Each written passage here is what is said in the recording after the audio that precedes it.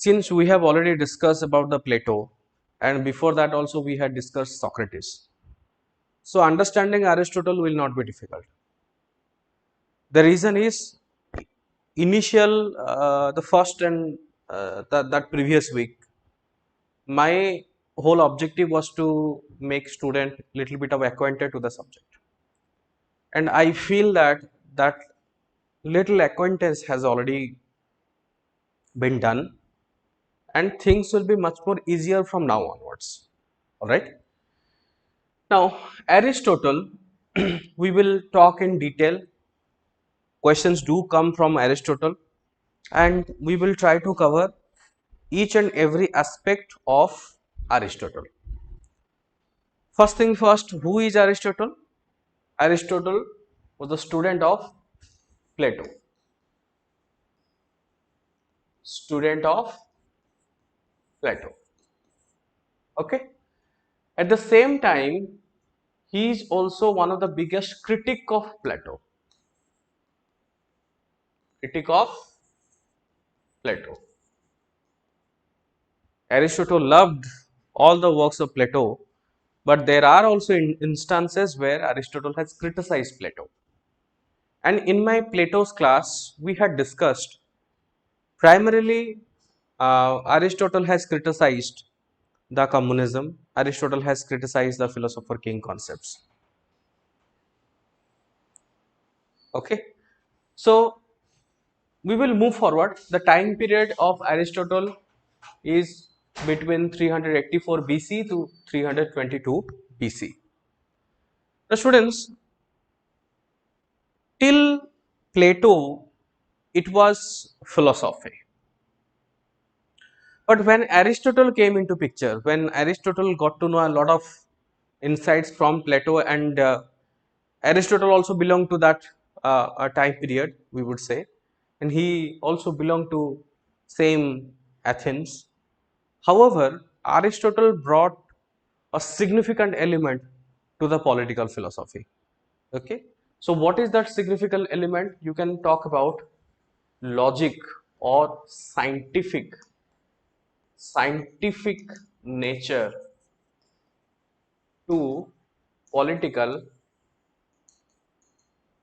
philosophy. That makes the political philosophy as the beginning of political science. Because when we use the term science, it primarily means we are talking about certain logical phenomena, right? Now, there are many scientific subjects, talk about physics, chemistry, to talk about mathematics, or talk about certain other aspects of the subjects. All of these scientific subjects has based on certain reasons. Let's say if there is a physical phenomenon, then there is certain reason why this is happening. For example, if we say that the earth is rotating, initially it was not known that earth is rotating. Initially we came to know it is the sun which is rotating and the earth is flat. That was the initial time period understanding.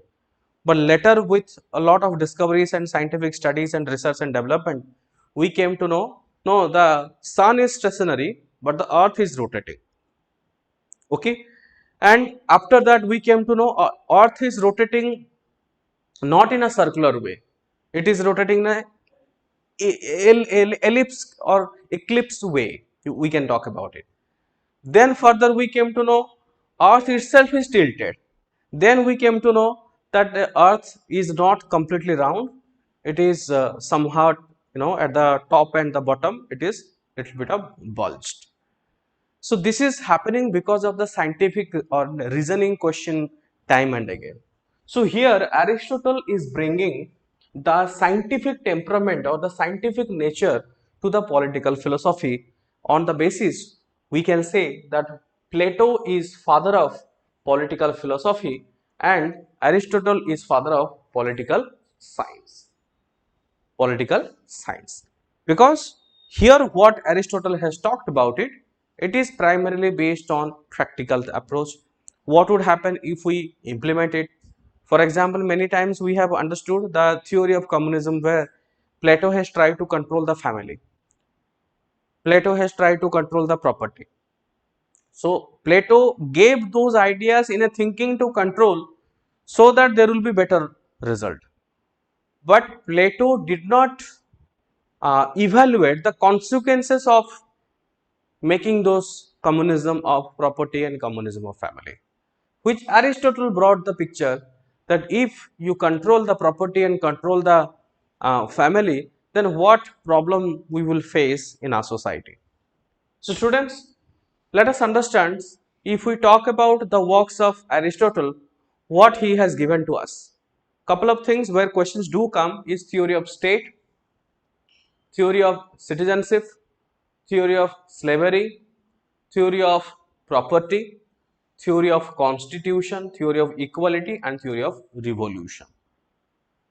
Okay, so all of these theories we have to understand. This much of information would be important for your exam point of view. So what are the areas of works of Aristotle? He has talked about, he has given certain theories related to state, related to citizenship, then slavery, property, constitution, equality, revolution. Okay, so we will do one thing, we will first complete one by one. Then as I already mentioned in my previous classes that when we talk about a thinker, we need to assess those thinkers. Assess means, yes, critically evaluating the thinker about various aspects. Like for Plato, we have assessed that whether Plato is a first fascist or not, whether Plato is a first feminist or not. So similarly for Aristotle also there are so many comments made by some other political thinker. We will try to critically evaluate or critically analyze the assessment of the Plato. But before assessment, we have to first understand what Aristotle has talked about it. Okay. Now the first concept is related to theory of state. The first concept is related to theory of state. So let us understand the theory of state. What type of questions will come? Students, in your examinations, questions can be direct. They can give you a quote. And one of the very famous quote of Aristotle is, man is by nature a political animal. Okay, this is already asked in the UPSC several times, the PSIR optional. What is the quote? Man is by nature a political animal. Now let us understand how does he describe the theory of state with this particular quote. Similarly, he has also given certain other quotes, like for example, one can be either beast or god, but cannot be a man if one can live without state. Okay, what is the quote? One can be either beast or god, but one cannot live, one cannot be a man if one can live without state. What does it mean by? It primarily means that importance of state. Here also you can see that man is by nature a political animal. Many a times, especially for the beginners, what happens, we try to explain here the subject as man. But this quote does not signify about man, rather it signifies about the state. Okay, although there is no mention of the state in this particular quote, that man is by nature a political animal, but this statement is not about man, this statement is about the importance of state. Why state is necessary? That is what is Aristotle is talking about it. In the second quote, what we understand that who can live without state? If a person is living without state, then definitely the person is either god or maybe either beast. But a person who claims himself or herself as a man or woman cannot live without the state. Here also in this particular statement, again the quote is all about the importance of state. Next quote, state comes into existence for the sake of life and it continues for the sake of good life. What does it talk about it? Again, importance of state. Why do we need a state? If we recall the some of the initial classes where we have talked about that the people, they have decided themselves to stay together, and for that they need certain rules and regulations, and that is how they establish an authority. Okay, so state here is nothing but an authority with certain rules and regulations. At one point of time, we have decided to be in a group or community, and there will be head of the community or head of the group with whom we say as an authority. However, if we give certain rights to them, that means there is also certain restrictions. Yes, maybe 1% restriction, but there will be restriction. Now, today also, if you look into the modern democracy, in our state, we have given the rights to the government. Means we have told to the government that please take care of us, take care about our development. Please provide us development opportunities, provide us the security what we needed, and in return, state held that I will take few freedoms. So, few freedom means what? We do have freedoms under Article 19 fundamental rights and the entire part 3 of the Indian Constitution. We have different types of freedoms. However, all the freedoms are also subject to reasonable restrictions which are put by the state.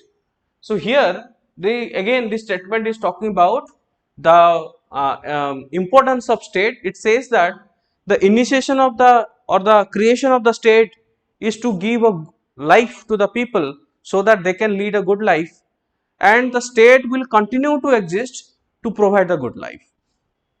Next quote, state is the highest of all association. Again, in this particular quote, basically it is emphasizing on the importance of state. State is nothing but highest of association. Probably in my first class, in my introductory class, I had, if you remember, I have shown a diagram where there are certain people some billions of years before man, how man finally converted into a country. So that is what we have talked about it in couple of before classes. So what does it says? State is nothing but the highest of association. Association is nothing but a groups. So in a family, family is the smallest unit of group. So multiple family, they make a small society. Then multiple society make a village. Multiple village makes a, you can say, a state. Okay. So state is nothing but highest of all the association or highest of all the types of groups. Next, the authority of statesman is different from the authority of master by Aristotle. Okay. So this particular statement is in link with the theory of slavery. Theory of slavery. Normally, when we use a word called as master, we tend to understand the concept of slavery. There is a master and slaves. So many people have criticized Aristotle as the theory of state is nothing but theory of master. So he said no. The kind of authority what a state has on the people and the kind of authority one master has on their slaves are completely different from each other. You cannot compare a master's authority, masters means the owner or those who own slaves. Okay, so slaves are linked with the masters. However, you cannot compare the same authority with the authority of a state. So students, so all of these concepts are related to the theory of state. Let us understand couple of more points. First is related to man is by nature a political or social animal. So this is a very famous quote by Aristotle. Okay, here what happens in the basically in your examination they will simply give you this quote and full stop they will tell comment 10 mark. So man is by nature a political or social animal, comment 10 mark. Now, unless and until we understand the entire concept, what does it signifies by telling man is by nature a political or social animal, we will not be able to answer this question. Okay, let us understand first.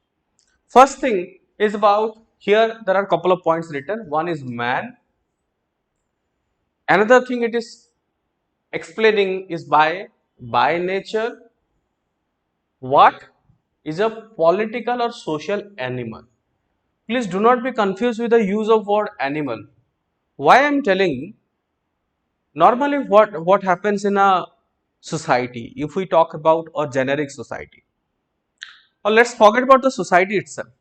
If you talk about a jungle, a forest, where different types of animals, birds, flora, fauna, everybody lives in that jungle. But there what happens, we say that a person or an or certain variety of animal are social in nature. Now for example, we say dog is a social animal, but lion is not a social animal, or hyena is not a social animal. Why do we say so? So it signifies that you cannot control the lion all of a sudden. It's not possible. But we know that the dogs and cats, they are friendly animal, they are social animal. Okay. What does it mean by? It means interspecies. Interspecies, if we talk about it. Like we pet dog. So dog is a different species, man and woman, they are different species, yet the dogs are able to adapt with the man, or dogs are able to adapt with other animals. But that doesn't apply to the lion. Lion or their entire team will live with themselves only. Lion cannot mix with tiger, or lion cannot mix with the other species. So they are not that much of social compared to the dogs. So in the jungle rule we have talked about it, but in a normal circumstances, when we say man is a social animal or a political animal, it basically signifies, can man live independently? Now, question is, can man live independently? Now, then you have to ask me, sir, what do you mean by independently? Normally, in our day-to-day life, I am an independent man, or I am a independent woman. We talk about it. So, what do you mean by independency? So, probably in today's world, when we say that I am completely independent, perhaps it means that I am financially independent. Perhaps in today's world, when we say I am independent, means I am not dependent on my parents, I am not dependent on my husband, or maybe on the wife. I earn good enough of money to take care of myself, so that I can take my own decisions. So that is the meaning of independency now. But if you really try to understand more about it, is it the true meaning of independence? If you talk about the absolute independence, means you can do without taking help of anyone. That is not possible. You may earn money, you may take decisions by yourself, but you have to be dependent on someone, not on the basis of financial terms, but on the basis of something else. Let me give you a simple example. For a person to live, we need food. And there are some people, those who think that outside foods are not healthy, or maybe outside vegetables are full of chemicals. So what they decide? They decide to produce their vegetables in their backyard. So if you produce your vegetables in your backyard, you are fully independent. You are no longer dependent on the market. However, how many days it will sustain? It may not. It may not. You have to purchase vegetables, or some vegetables, because you cannot grow all the vegetables in the backyard. It's not possible. Correct? Yes. For another example, let me give you another example. Is, let's say we say that you are earning, that means you have to do a job. Financial independence means either you have a business or you have a job. If you have a job, you are dependent on the employer, definitely. Okay. And if you own business, you are dependent on the customers. If the customer will pay, then only you will get the money, or else not. So from that point of view, if you look into it, you are completely dependent. You are not independent. But in today, when we say independence, we only mean to say taking decision and financially independence. These are the only two parameters based on which we say I am independent. But there are more into it. There are many things which probably, even though we don't want, we have to do because the society compels us to do. Even though you have money, Even though you have education, even though you can take your own decisions, but you are forced to do because the societal structure is like that. Yes. Similarly, let me give you some more examples. Now, if you stay in a village, or let's say there are certain apartments in the urban area, there are apartments, you call it as a society. You call it as a society. You say that, okay, I am independent, I have my flat in this big society, so I will play music in the full volume. It will make disturbance to other flatmates also, so they will start complaining. That means you are forced to reduce the volume. Yes. If you want to live in a society, you have to cordially stay with other people. You have to behave properly with other people. You have to conduct yourself in a nicer way if you want to stay in a society. So that means you are dependent. There are certain rules and regulations which are not written anywhere, but it is common sense that what you should do and what you should not. It is common sense. Let's assume, for example, in many of the foreign countries, you are free to walk any places with a bare minimum clothes also. Nobody is going to question what do you eat, what do you wear. But here in Odisha, we know that what is the decency of wearing clothes. How much, what is the amount of clothes that a person, a man or woman both, have to put on their body. So that means somewhere we know that although I don't want, you have to basically conduct, because we are socially integrated, we are politically integrated. We cannot live without social commitment or without political commitment, no matter how much amount you talk about it. And this particular political or the social we talk about, when we talk about social means society, political means it's related to the voting, social, even if in the at our home also, if you talk about it, even though you don't want certain things to do, but we are forced to do because we want to make our family member, maybe your parents or maybe your younger or maybe elder sibling, you want to make them happy, so that you do that even though you don't want. Let's say you are not interested to go somewhere, but because they have interest to, let's say, to visit a mela and to see some festivals and etc., you are forced to go just to keep their heart. So that means we are, all the men are social animal. We cannot live without society. We cannot live without society. Here it is not absolute independence. In today's world, when we talk independency, we only mean two things. One is financially independent, another one is decision making independence. Only these two are independent, and rest of the things are completely dependent on each other. Okay, so this is all about man is by nature a political animal or social animal, means man cannot live without state. Without state. Let's understand, let us elaborate more about it. For example, let's think about one place where there is no government. I can give you some real example.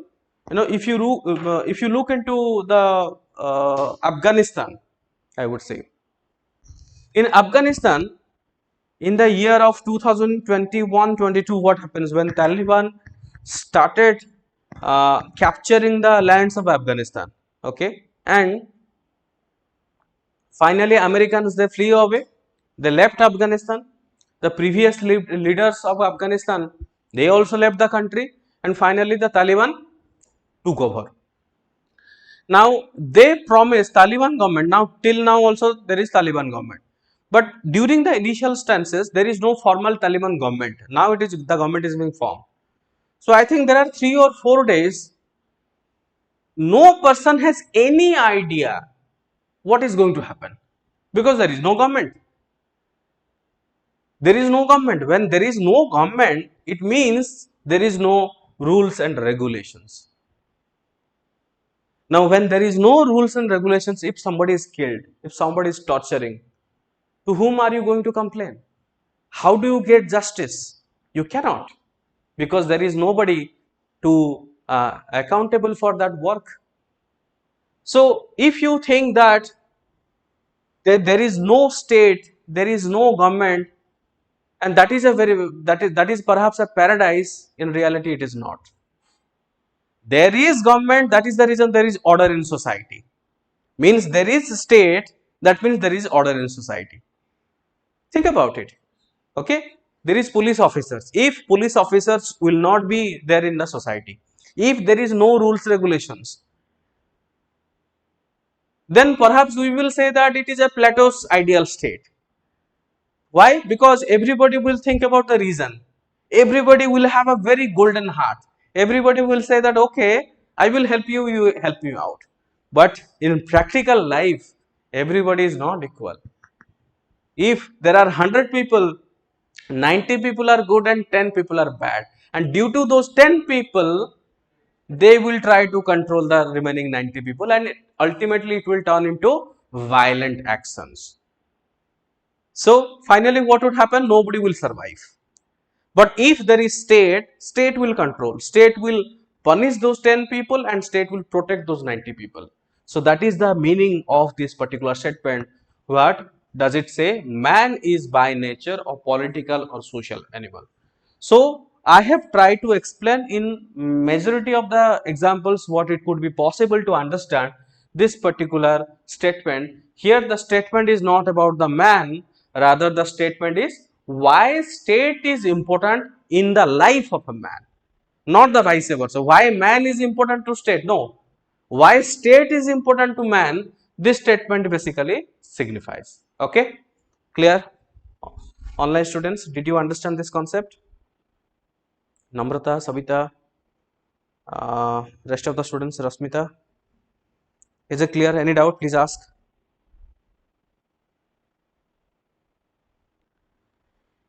Okay, let's go next.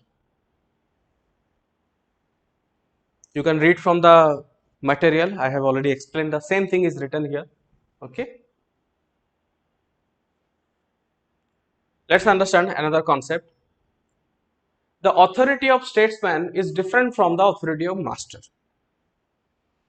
The authority of statesman is different from the authority of master. Let us understand. Now, first of all, why there is a comparison? Why there is a comparison between master and an authority?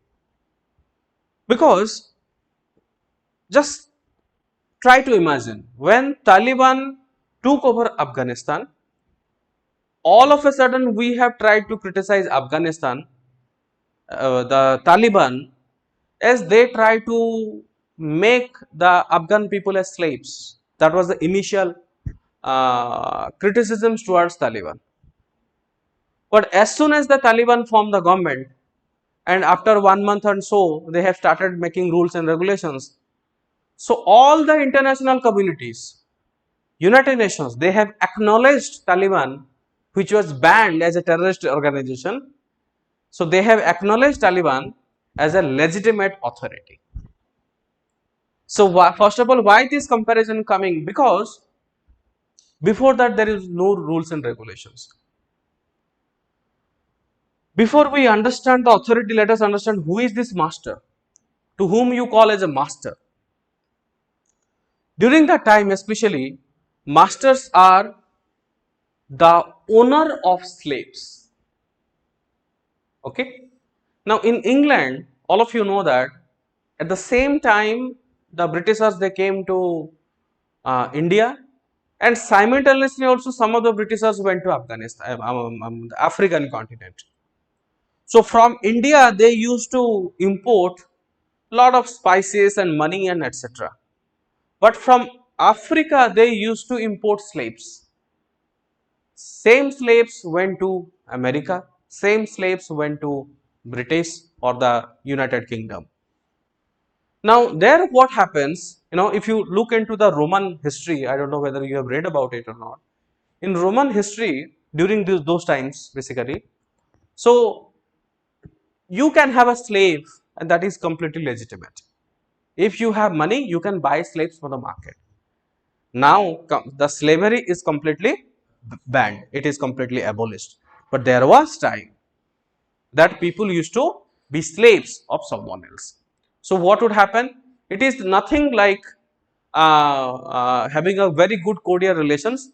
Here you can say probably slaves are nothing but the way you have a pet. Perhaps we give more love and more respect to the dog, but we give a least respect to the slaves. So slaves are completely controlled by the masters. Okay, the life of the slaves are miserable. The lives of such slaves will be decided by the master only.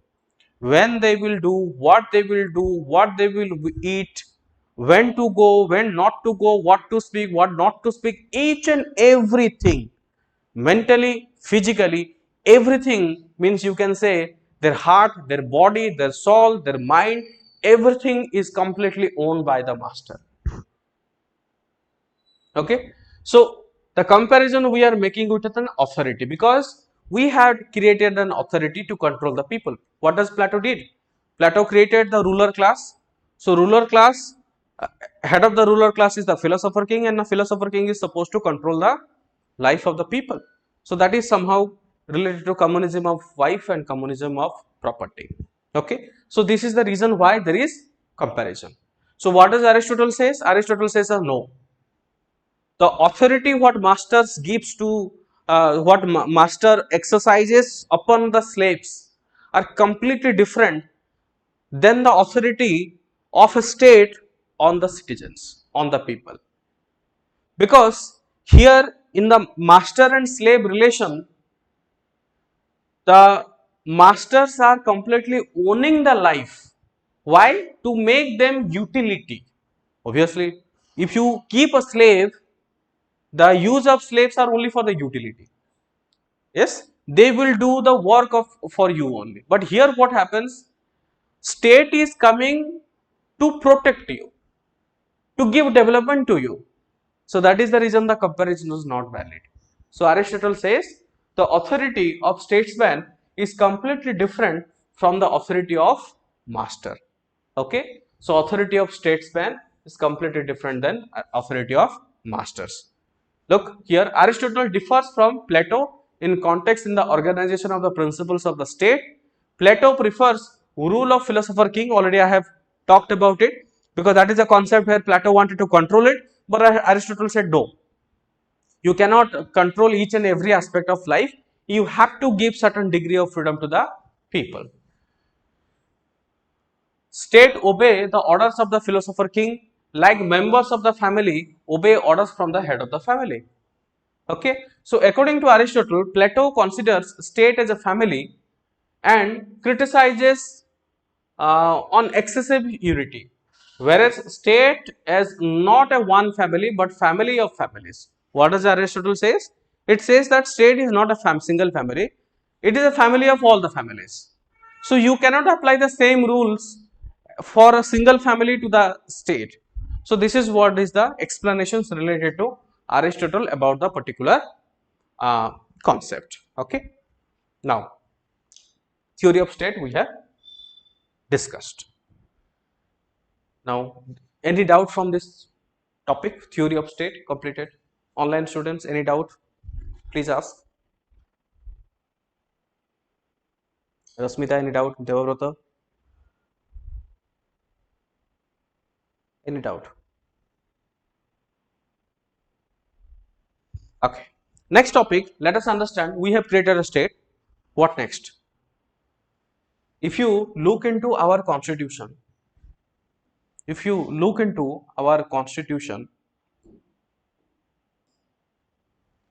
first, that is part 1, first, that is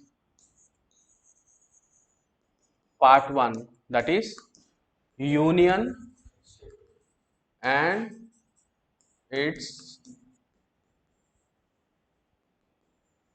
territory. Okay, that is part 1. So in the theory of state, we have already created the territory. We know this is India. But if you have a territory, what will you do if there is no people? So what next is citizenship. But if you look at our constitution, The part 2 of Indian Constitution, what does it say? Article 51, 5 to, yes, 5 to 11, that is related to citizenship. Did you understand the sequence? Why just after part 1 there is part 2? Although our constitution we have framed recently, Aristotle has given a long time ago, but we are referring those concepts. If there is a territory, then what next? After a territory, you have to have people. So that is the concept what Aristotle has given, theory of citizenship. So in the theory of citizenship, Aristotle explains who are the real citizens or who are eligible to become citizens. Try to understand. This theory of citizenship you can correlate with Plato's concepts of myths of metal. Where what does Plato did? Plato has created three classes of the society. Aristotle is criticizing that also. Aristotle is saying instead of uniting the people, you are nothing but dividing the people on the basis of different classes.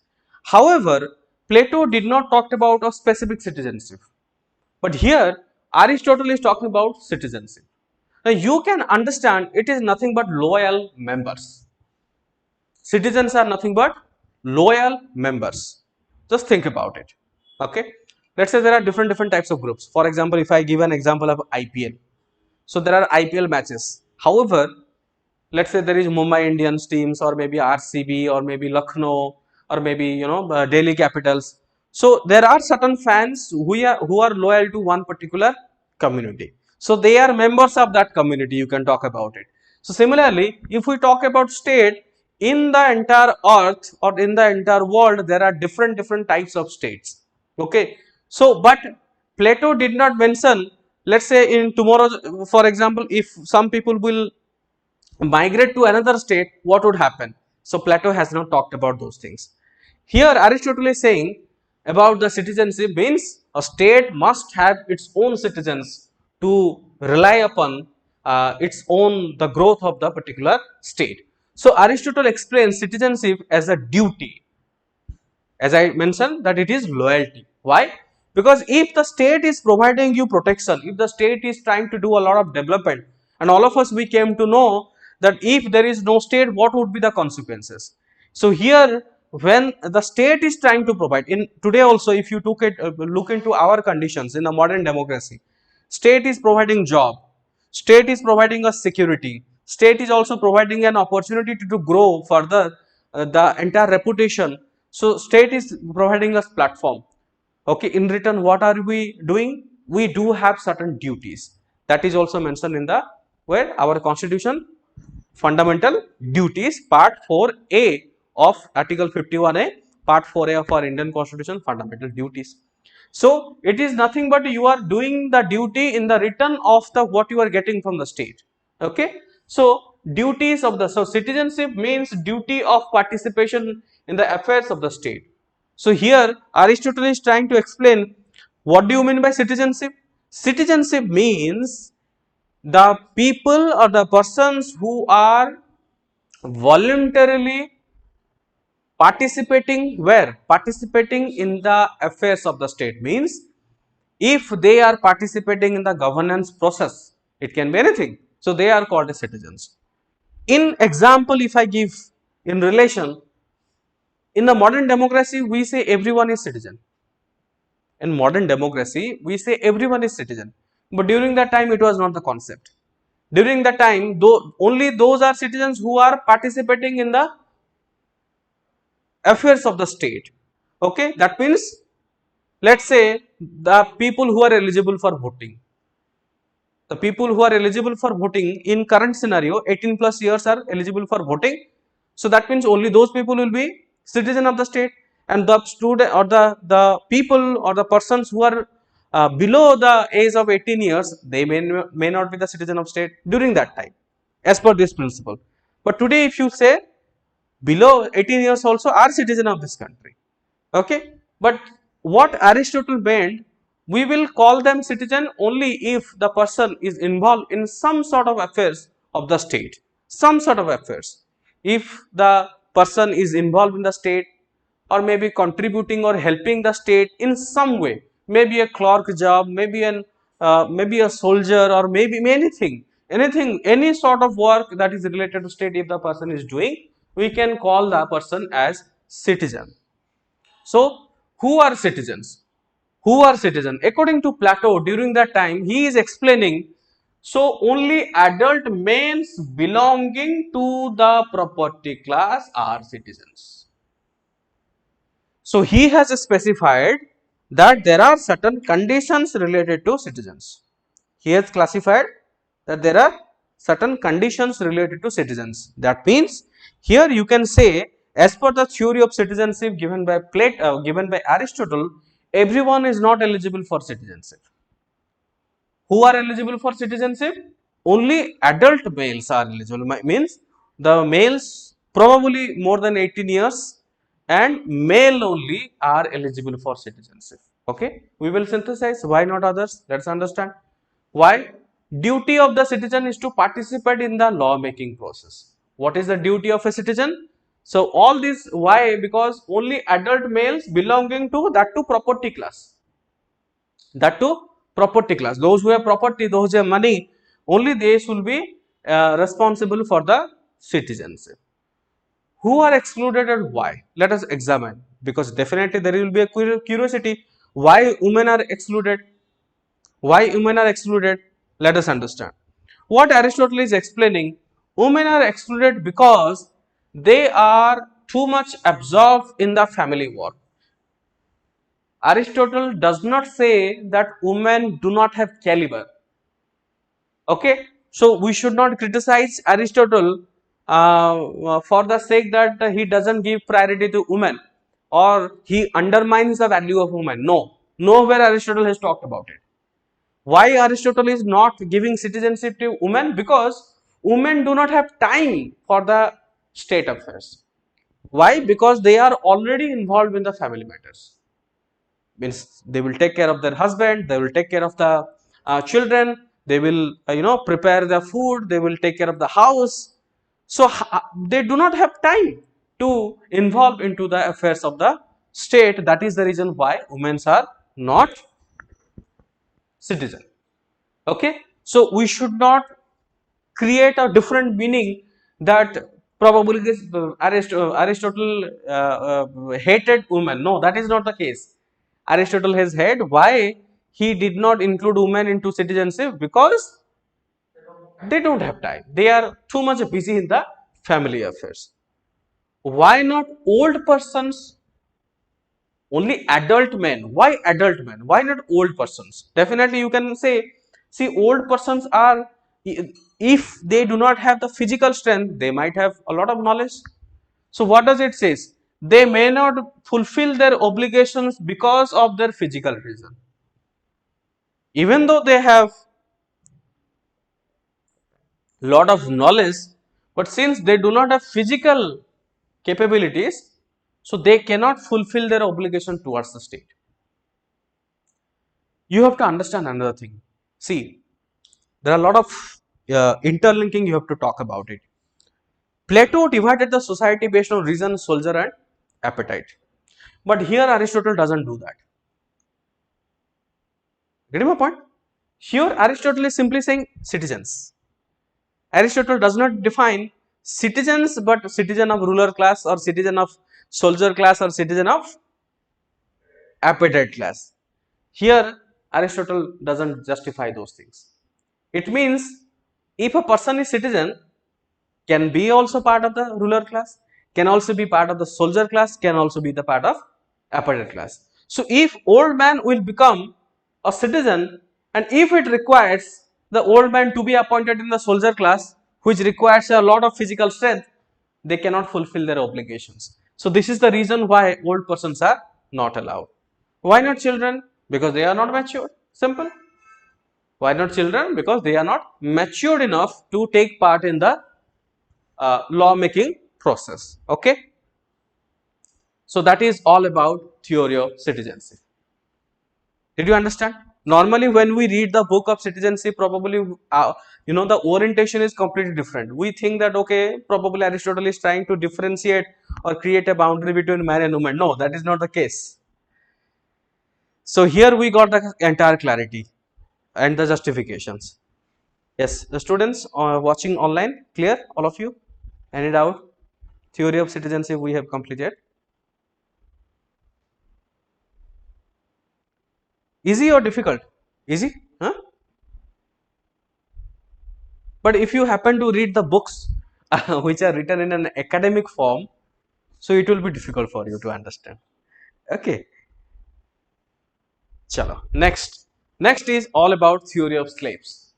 Now, probably you got the indication that why theory of slave will be there, because there was a quote that the authority of the statesman will be different from the authority of master. So, when the term of master is coming, then definitely you can guess.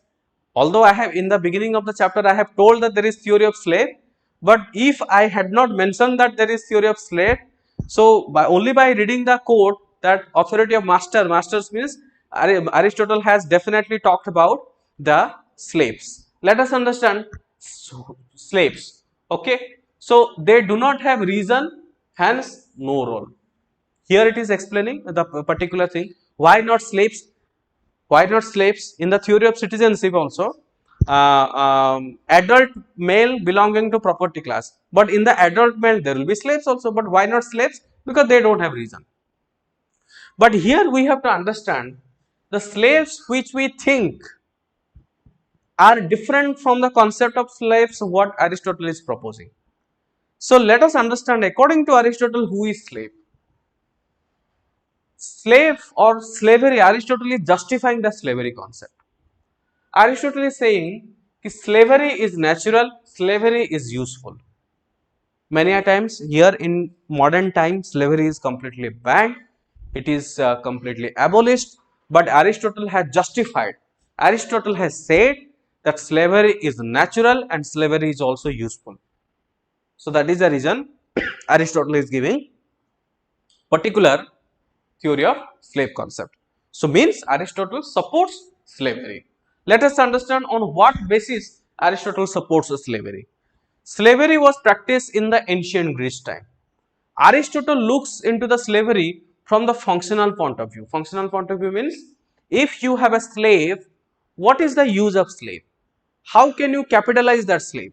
So Aristotle is giving the theory of slavery from the point of view of functionality. Okay, so that means Aristotle has classified slaves into two types. So there are two types of slaves. Number one types of slave is slaves by law. By law there is slaves. So who are slaves by law? Let's say, a country has invaded another country and captured that country. Okay, so the people of that country will become slaves of this one. So it is slaves by law. Second one is slaves by nature. Second one is slaves by nature. In his theory, his theory of slavery is on slaves by nature and not slaves on or by law. So Aristotle is supporting only slaves by nature and not slaves by law. Means we came to understand Aristotle is saying that if you capture a country, the people of that defeated country should not be treated as a slave. Okay, rather what is understanding of slaves by nature? According to him, nature has made two types of persons. Nature has made two types of persons. Those who are mentally strong, and those who are physically strong, So what are we studying? We are talking about nature of slavery by nature. So he is explaining there are two types of person: the people who are mentally strong and the people who are physically very strong. Okay, so the people who are mentally strong, they will definitely become ruler class. But those who are physically strong, they will become producers or slaves. Now probably you are able to understand, here slaves means producer class, labor class. Okay, we should not misunderstand the concept of slave to today's slaves, where there is lot of exploitation, there is lot of torture towards the people. Aristotle did not support those tortures. Aristotle did not support exploitation. He mentioned that the people who are physically very strong shall support the people who are mentally strong. That means the producer class or the labor class should support the ruler class. Now also that happens. In our modern society, if you look, all of these rich people and all of the people who are working in the factory. So if you think this concept, according to Aristotle, the people who are working in the factory are slaves because they are having physically strong. So we should not misunderstand the term slaves, thinking that slaves is a very derogatory term.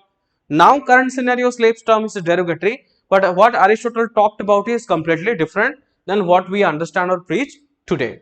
So we see there is a continuity of Plato and Aristotle. Plato also has talked about the same similar concept. So who are slaves by nature? Slaves by nature are those who do not have capacity to take decisions, those who cannot take decisions by themselves. They are dependent on somebody else. Rather, they can only help the other people. You can simply say laborers. Okay. So that is, you can say about slaves. Quality of ruling class, reason and courage, it made ability to take decisions. The persons who have reason, who have courage, they will be able to take decisions, but rest of the students will not be able to take decisions. Let's understand couple of other things. So here, since Aristotle has talked about it, that he is thinking the theory of slave from the functionality point of view. So let us understand the useful of slaves. Aristotle explains why one person should have slaves. What is the use of slaves?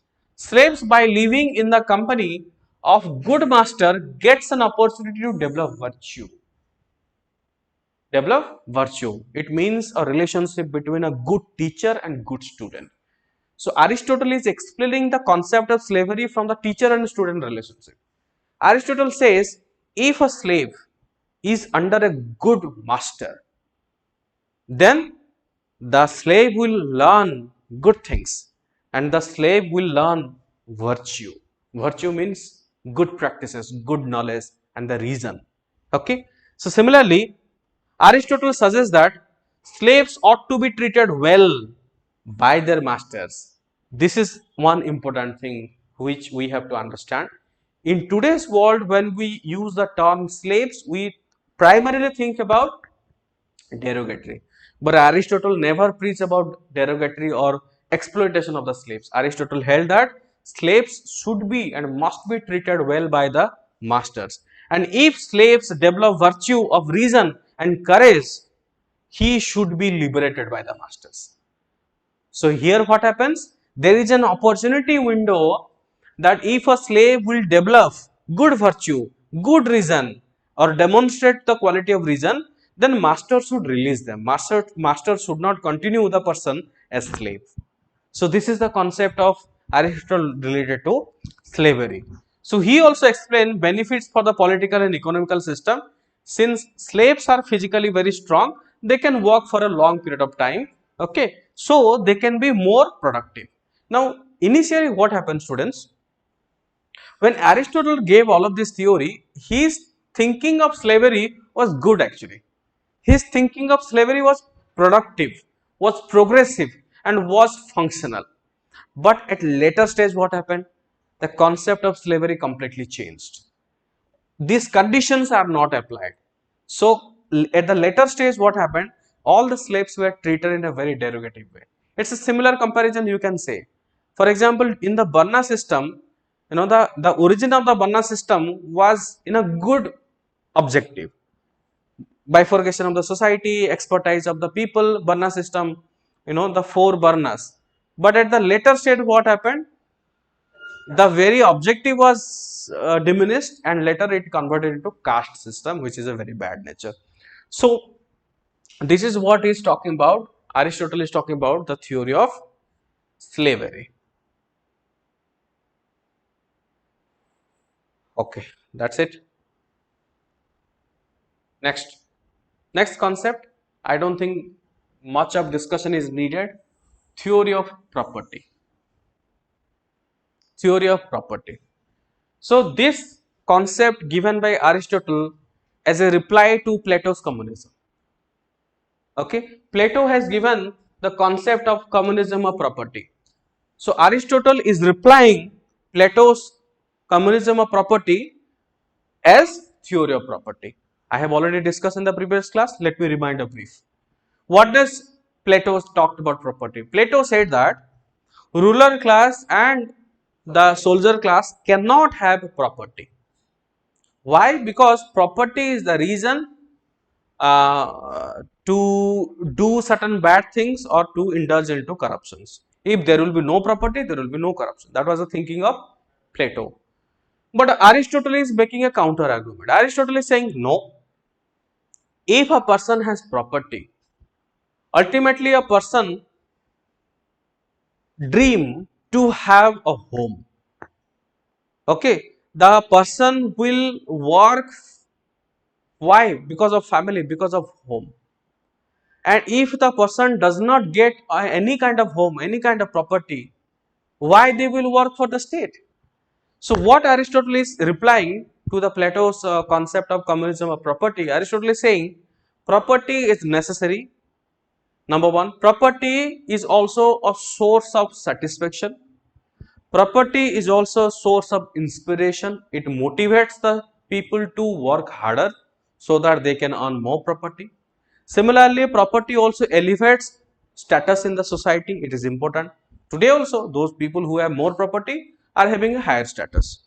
And most importantly, it is the property which gives motivation to the people, not the opposite. Okay. So that is all about theory of property given by Aristotle. Property is a point of source of many virtue, hence does not support abolishing the institution as a private property.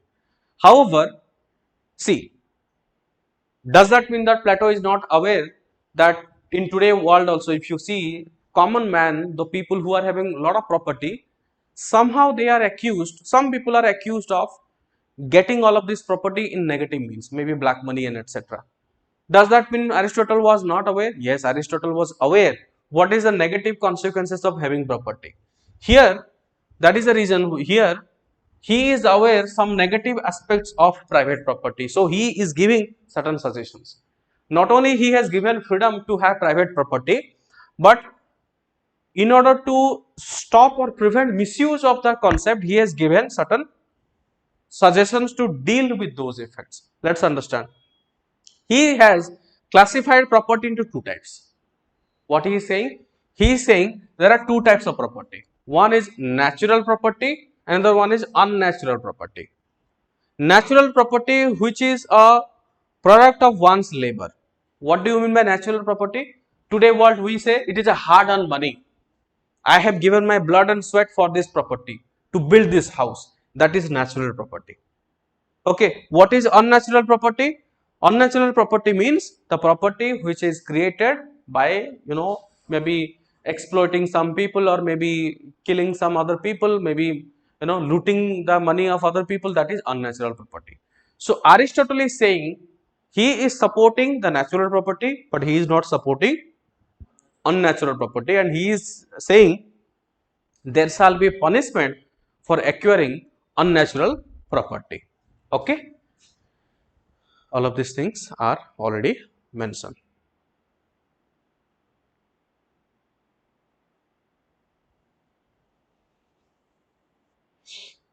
Okay.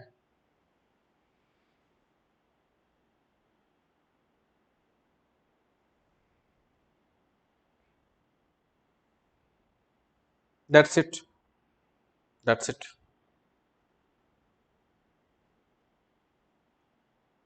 Yes, that's it. That is related to all about uh, Aristotle's theory of property. Now, any questions? Ask.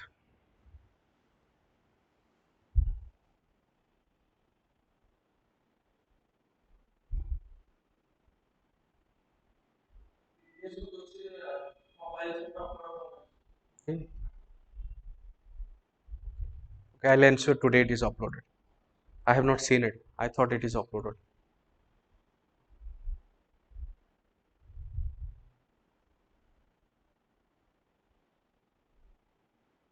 Alright, let us understand one more concept in today's class, that is theory of equality and theory of justice. In the Plato's concept, we had to discuss about theory of justice. What is the justice according to Plato? He is discussing with 3 to 4 people, yes, then he is coming with his own idea of justice. But here we are discussing these two concepts together, theory of equality and theory of justice. Now Aristotle has discussed the concept of justice into two levels. So Aristotle is saying there are two types of justice. One type of justice is distributive justice. Okay. What do you mean by distributive justice? Distribution means state will give its resources to whom, to when, and how. That is distribution of justice. We'll understand. Rectificatory justice or redressal of grievances, that is judicial system. Okay, let us understand. I'll give certain modern examples so that you will be able to understand. Now, in our constitution, there is Article 14, right to equality.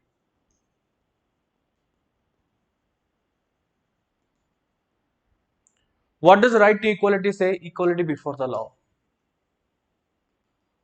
Equality before the law means in the eyes of law, everyone is equal. Means if the government will make any scheme, then it should be equal to everyone. Okay. You can further ask me, then sir, how does it justify? Let's say there is some health insurance scheme where government is funding certain Ayushman Bharat Yojana. How come rich people are not getting those schemes? Why only people or poor people are getting those schemes? Is it not unjust to the rich people? You mentioned that equality before the law. It is not equality before the law. Yes or no? Similarly, in your, for example, in your OPSC examination or maybe civil service UPSC examination, there are reservation system. For general there is no reservation, but other there are reservation. For SC ST there are different reservation. For OBC there is SCBC there is different reservation. EWS different reservation. How come sir it is justice? You mentioned that equality before the law, it is not equal. Now we have till now we have understood only this concept in our whole life, but there is also another concept that is called as equality before the law. Equality before the law. What do you mean by equality before the law?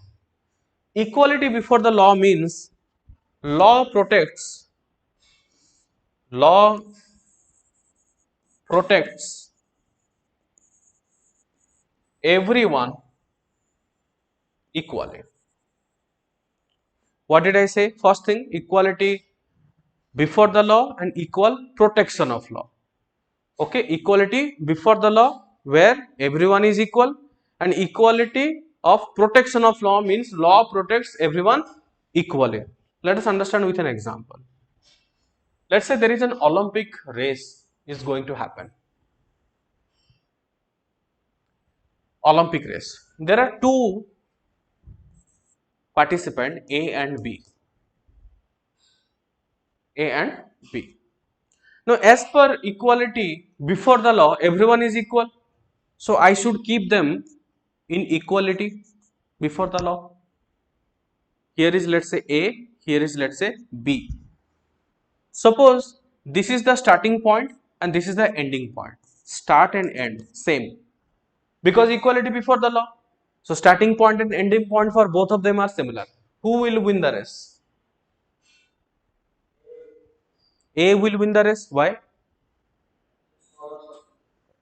Yes. Yes. So, if you look at a distance, then only you will be able to observe they are actually not equal. But if you stand here, you will find that it is equal.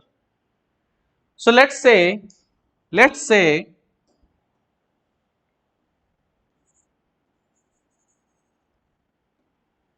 we will say that should B should end here, but B should start here. A should start and end here, but B should start here, B should end here. Who will win? Yes. Now that is called as equal protection of law. Equal protection of law. So equal protection of law means law protects everyone equally. So the circumstances of B did not support winning. So what did it did? It gave reservation. It said that you no need to what? Travel this much of distance. So that is the reason why in Olympic race you can see basically before the beginning of the race, the participants will be standing like this. This is the reason. This is the reason. This concept is coming from a reservation. All of the things we say. Why poor people will get health care? Because rich are already privileged people. So they don't have many. Why SC ST will get reservation? Because they are socially educationally backward people compared to other general category people.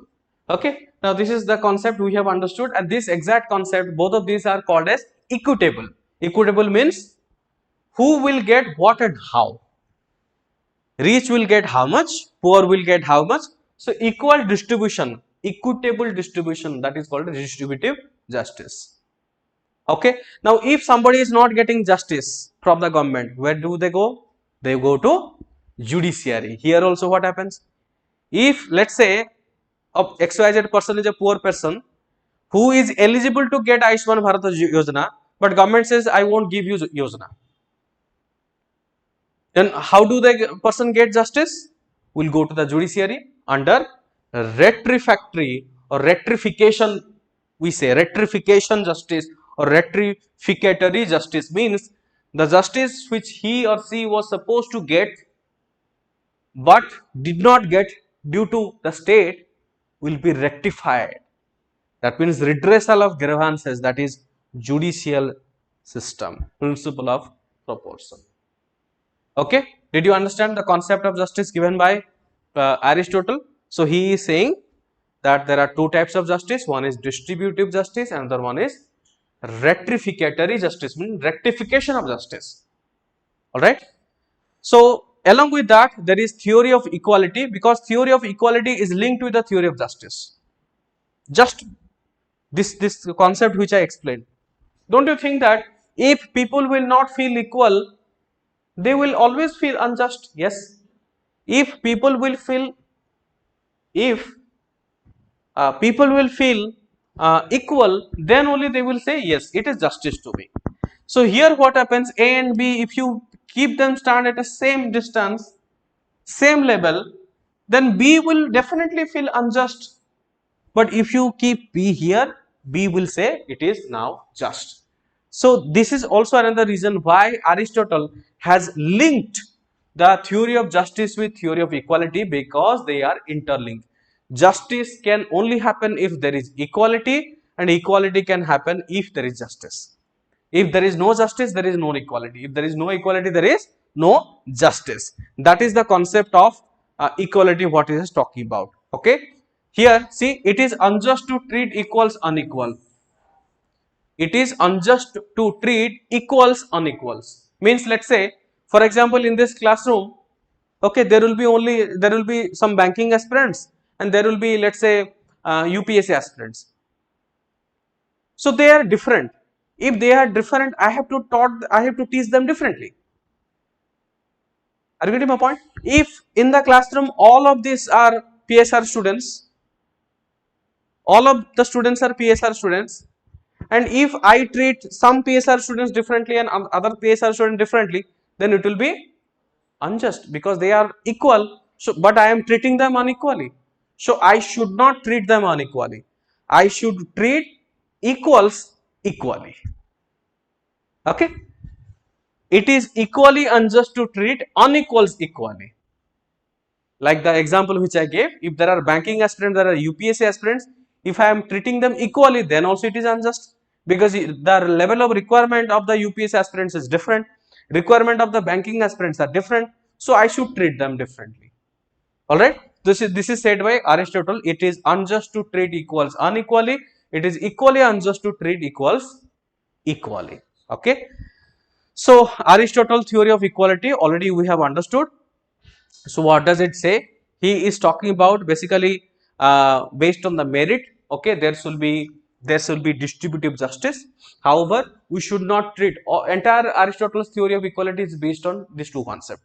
So what he is trying to explain? He is explaining that if there are similar or same category of people, you should treat them equally. Same category means same circumstances. Okay, let me give you another example. Let's say there is a running race and there are two participants, one is elephant, another one is ant, or maybe yes, another one is ant. We will say who will win the race? Elephant. So but is it a good comparison? No. How can you compare with elephant with ant? That is not possible. Similarly, let's say we say that okay, elephant is so powerful, physically very fit, but at the comparison, let's say there is a competition of jumping between monkey and elephant. Who will win? Monkey will win, despite the fact monkey is so small compared to elephant. So these are not good comparison at all. That is what is Aristotle is talking about. In a society where there are some section of people who are having similar circumstances, means they are maybe rich people, privileged, same circumstances, so you should treat them similarly. But the people who are not similar circumstances, they are not privileged background, you should not treat them similarly, you should treat them differently. Means the theory of equal protection of law is what talking about. The Aristotle is talking about the theory of equality, that is equal protection of law. So law should protect everyone equally, and when I am talking about everyone equally means if the privileged people have already got the advantages, so they should not give additional advantages, rather poor people should be given additional advantages because they have not got those things. So that is the entire concept of equality before the law and equal protection of law, and especially Aristotle's theory of equality. Okay, clear? So so we have completed today. Let's understand this concepts, theory of equality. Another small concept will be theory of revolution. Let us understand a very small concept, it's not that much of long. Theory of revolution. So what is revolution? What revolution is Aristotle is talking about? See, Aristotle is interlinking justice, equality, revolution. So you should not understand revolution separately. Okay, means as I mentioned, if there is equality, there is justice. If there is not equality, there is no justice. If a person is not feeling equal, if a person is feeling unjust, that means they are bound to do revolt. Yes, it's a very natural thing. Okay, means if you look at the struggle for independence in India, had it been the case, let's compare, there is certain comparison between Mughal dynasty and the Britishers. Sometimes we say that how come Britishers stayed in India somewhat peacefully compared to the Britishers? How come the Mughals ruled India more than 700 or 800 years somewhat peaceful compared to Britishers? One of the striking answer is that Mughal came to India and settled in India. The Mughals, they came to India and they settled in India. They did not think that it is not my country or it is not my place. So their intention was to settle here. But Britishers' intentions was never to settle. And that is the reason why Britishers came with a lot of policies which has a lot of discriminations. And when there were discriminations, people in India, they started feeling unjust, they started feeling unequal, and they started doing revolution. So the same concept is given by Aristotle. What is revolution? Aristotle is saying any changes, that is called as revolution. Why revolution happens? Because people feel alienated from the state, people feel unjust, people feel unequal. So this is all about Aristotle is talking about the theory of revolution. Okay, the theory of revolution. So that's it. That is all about your concept of Aristotle. Yes, already we have discussed. Yeah. Now, if you try to make assessment of Aristotle as a thinker, we already know that Aristotle is a father of political science. Plato, who was more philosophical, here Aristotle, all of his theories, like theory of slavery, he is giving logic, why there should be slaves. In theory of property, he is saying that natural property is acceptable, but unnatural property is not acceptable. So all of these are based on logic and scientific manner. So that is the reason why Aristotle is rightly said father of political philosophy.